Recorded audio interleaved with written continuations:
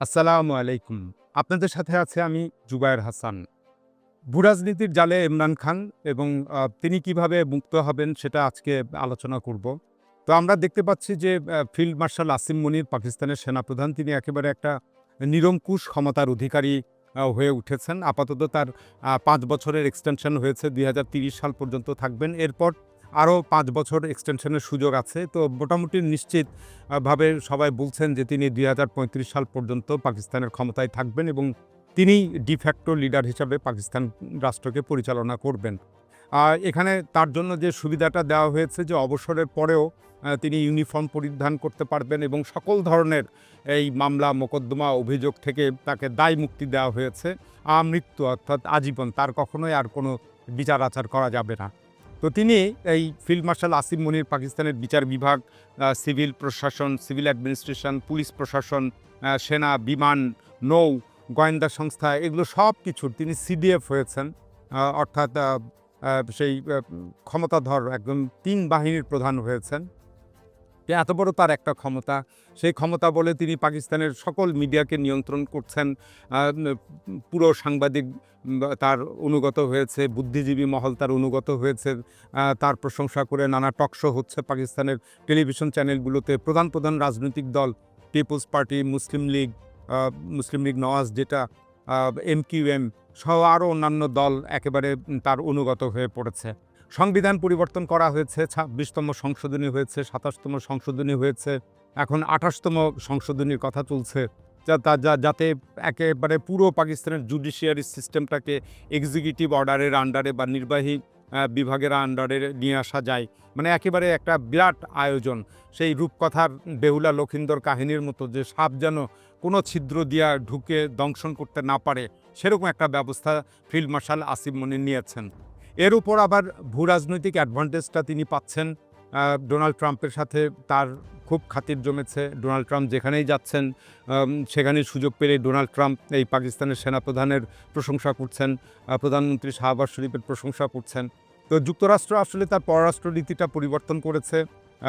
এখন যুক্তরাষ্ট্র পাকিস্তানের মাধ্যমে ইরান এবং সেন্ট্রাল এশিয়ার বা মধ্য এশিয়ার যে দেশগুলো রয়েছে সেগুলোর উপরে প্রভাব বিস্তার করতে চায়, আফগানিস্তানের উপরে প্রভাব বিস্তার করতে চায়।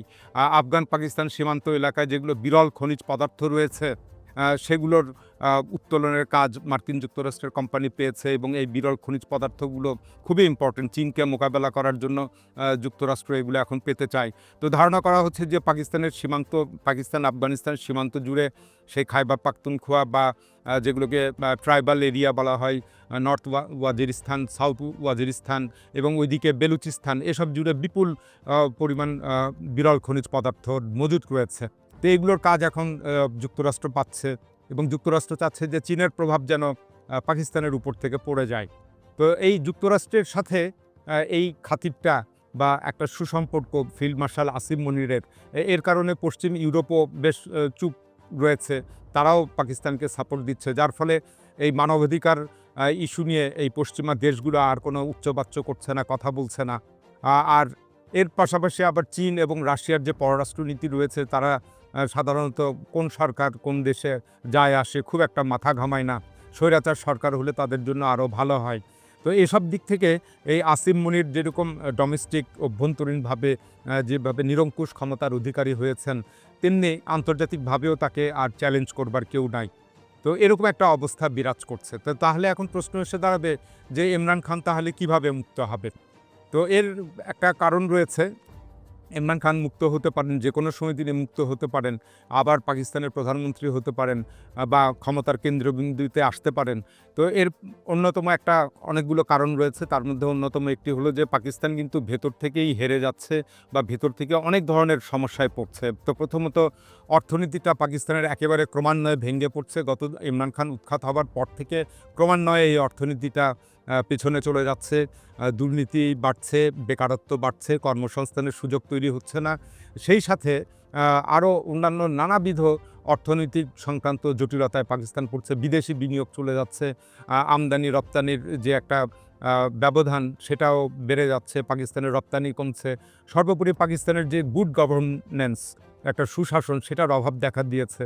তো এখন বর্তমান বিশ্বে যেটা দেখা যাচ্ছে যে কোনো দেশে যদি সুশাসন না থাকে তাহলে জনবিদ্রোহ ঘটছে। বিশেষ করে যাদেরকে জেন জি প্রজন্ম বলা হয়, তারা খুবই বিক্ষুব্ধ হয়ে জীবনের পরোয়া না করে রাস্তায় নেমে আসে। এটা শ্রীলঙ্কাতে দেখা গিয়েছে, নেপালে দেখা গিয়েছে, বাংলাদেশেও দেখা গিয়েছে।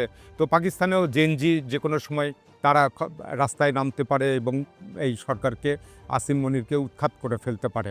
তো 2023 সালের 9 মে এবং 2024 সালের এই 26 নভেম্বর 2 দফা পাকিস্তানে একটা বড় ধরনের গণ আন্দোলন বা গণ অভ্যুত্থান হয়েছিল।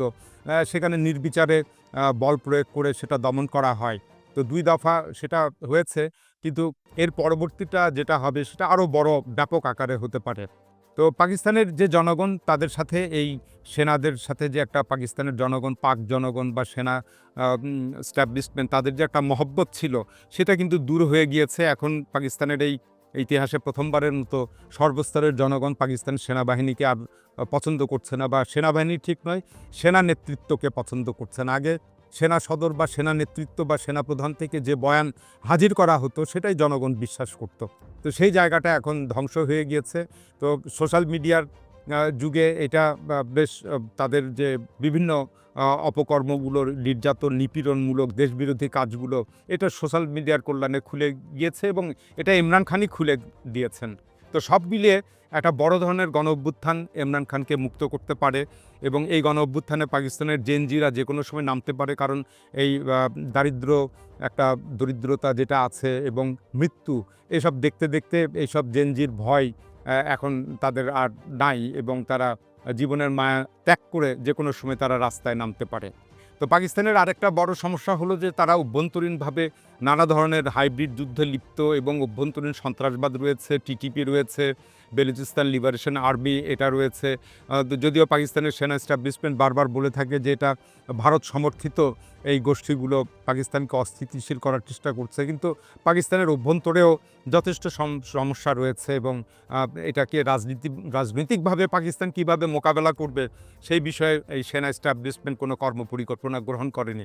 উল্টো যে এই তালেবানরা সরকারে আসার ফলে আফগানিস্তানের সাথে পাকিস্তানের যে একটা সুসম্পর্ক তৈরি হবার কথা ছিল, সেই সুযোগটাও এই পাক সেনা এস্টাবলিশমেন্ট তারা নষ্ট করেছে, আফগানিস্তানের সাথে যুদ্ধে লিপ্ত হয়েছে এবং এটার জন্য পাকিস্তানের অভ্যন্তর থেকেই সেনা এস্টাবলিশমেন্টকে অনেক ধিক্কার দেওয়া হয়েছে এবং ইমরান খান সরাসরি তিনি এই আফগানিস্তান বা আফগানদের পক্ষ অবলম্বন করেছেন, তাদেরকে সমর্থন দিয়েছেন এবং পাঠান যে জাতিগোষ্ঠী, আফগানিস্তানের জনগোষ্ঠীর একটা বড় অংশ হচ্ছে পাঠান, এরা কিন্তু ইমরান খানকে বিশ্বাস করে এবং তাদের ফিলিংসটা ইমরান খানের প্রতি রয়েছে। তো শেষ পর্যন্ত এই আফগানিস্তানের যুদ্ধ নিয়ে এবং এই পাঠান জনগোষ্ঠী যে উত্তাল হয়ে উঠবে, তো দেখা যাবে একসময় যে ফিল্ড মার্শাল আসিম মনির তিনি ইমরান খানের কাছে দ্বারস্থ হয়েছেন, তার সাথে সমস্যার সমাধানের জন্য আলোচনা করতে পারেন। এটা বিচিত্র কিছু নয়।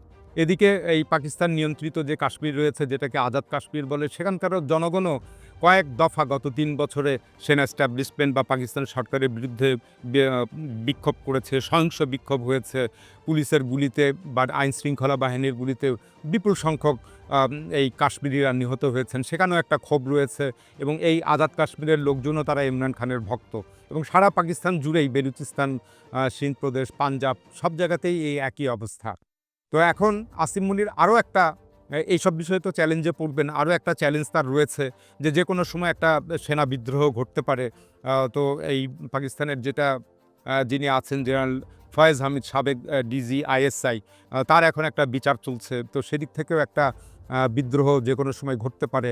সেনা সমর্থনটাও প্রত্যাহার হয়ে যেতে পারে জেনারেল আসিম মনিরের উপর, ফিল্ড মার্শাল আসিম মনিরের উপর থেকে যে কোনো সময়, যেমনটা 2007 সালে পারভেজ মোশাররফের ক্ষেত্রে হয়েছিল। তো এসব পাকিস্তানের সেনাপ্রধানরা প্রেসিডেন্ট হয়েছিলেন এবং একসময় তাদের একদম শৌর্য বীর্য যখন একদম পিক পজিশনে চলে গিয়েছিল, সেখান থেকে কিন্তু আলটিমেটলি প্রাকৃতিক নিয়মে এটা কমে যেতে থাকে। তখন সেনা এস্টাবলিশমেন্টে অন্যান্য যারা জেনারেল থাকে তারা আর সেনাপ্রধান বা সেনাপ্রধান কাম প্রেসিডেন্ট এই জাতীয় ব্যক্তিদের আর সমর্থন দেয় না। তো আরও একটা বিষয় রয়েছে যে যুক্তরাষ্ট্র যে কোনো সময় এই সমর্থনটা প্রত্যাহার করতে পারে। পাকিস্তানের যে বর্তমান শাহবাজ শরীফ রয়েছে বা ফিল্ড মার্শাল আসিম মনির রয়েছে, এটা অতীতেও দেখা গিয়েছে 69-70 এই সময় ঠিক আইয়ুব খান, ইয়াহিয়া খান, তাদের উপরেও কিন্তু সমর্থন প্রত্যাহার করেছিল। 1988 সালে জিয়াউল হক যে হেলিকপ্টার দুর্ঘটনায় নিহত হন, সেখানেও যুক্তরাষ্ট্রের হাত রয়েছে বলে অনেক গুঞ্জন রয়েছে। ২০০৭ সালের কথা তো বললাম, পারভেজ মুশারফ, তার উপর থেকেও পাকিস্তান যুক্তরাষ্ট্র সমর্থন তুলে নিয়েছিল।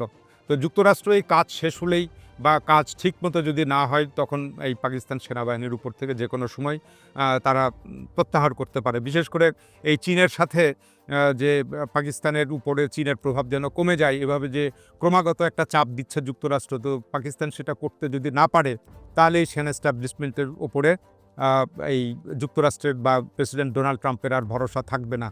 এবং পাকিস্তানের পক্ষে কিছুতেই হঠাৎ করে চীনের কাছ থেকে সরে যাওয়া সম্ভব না, কারণ নানাভাবে চীনের সঙ্গে সামরিক এবং অর্থনৈতিকভাবে আষ্টেপৃষ্ঠে জড়িয়ে রয়েছে। তো এইটা এই ফিল্ড মার্শাল আসিম মুনিরের জন্য একটা চ্যালেঞ্জ, যে চীনের সাথে সম্পর্ক ঠিক রেখে যুক্তরাষ্ট্রের সঙ্গে সম্পর্ক তৈরি করা বা বজায় রাখা। তো এই দিক থেকে একটা চাপ আসতে পারে। আর একটা বড় ব্যাপার হলো, চীন কিন্তু এই পাকিস্তান বা এই সেনা এস্টাবলিশমেন্ট যদি যুক্তরাষ্ট্রের কাছে বা ডোনাল্ড ট্রাম্পের সাথে অতিমাত্রায় তার দিকে ঝুঁকতে থাকে, তাহলে চীন কিন্তু নাখোশ হয়ে যেতে পারে। তো এটা এখন চীন, যদিও বলা হচ্ছে যে এতদিন অন্য দেশে তারা হস্তক্ষেপ করেনি, কিন্তু বর্তমানে ২, ৩, ৪, ৫ বছর যাবৎ দেখা যাচ্ছে যে চীনও অন্যান্য রাষ্ট্রের ক্ষমতায় কে বসবে না বসবে সেগুলোর উপরে একটা হস্তক্ষেপ করছে। তো আসিম মুনিরের সাথে যুক্তরাষ্ট্রের খুব বেশি ঘনিষ্ঠতা হলে চীন তাহলে মুখ ফিরিয়ে নিতে পারে, এবং তখন একটা বেকায়দায় পড়বে এই ফিল্ড মার্শাল আসিম মুনির। তো এখন পাকিস্তানের যে সেনা এস্টাবলিশমেন্টটা বসেছে, তারা যে উত্তর কোরিয়ার মতো বা মিশরের মতো, মায়ানমারের মতো বা বেলারুশের মতো পাকিস্তানকে শাসন করতে চাইছে, তো পাকিস্তানের যে জনগোষ্ঠী রয়েছে, জনগণ, সংস্কৃতি এবং ভৌগোলিক অবস্থান, সেটা ঠিক উত্তর কোরিয়া বা মিশর বা মায়ানমার বা বেলারুশের মতো না। এটা পাকিস্তানের যে কোনো সময় একটা প্রবল গণবিস্ফোরণ, পাকিস্তানের অতীতেও গণবিস্ফোরণ হয়েছে। তো বিশেষ করে বর্তমান যে সিচুয়েশনটা, সেটাতে এই আফগান পাঠানরা এবং পাকিস্তানের অভ্যন্তরে যেটা পাঠান জনগোষ্ঠী বসবাস করেন, এই পাঠানদের বিদ্রোহের কারণে ইমরান খান কিন্তু মুক্তি লাভ করতে পারেন। এই পাঠানদেরকে কোনোভাবেই এই ফিল্ড মার্শাল আসিম মুনির দমনপীড়ন অভিযান চালিয়ে দমন করতে পারবে না।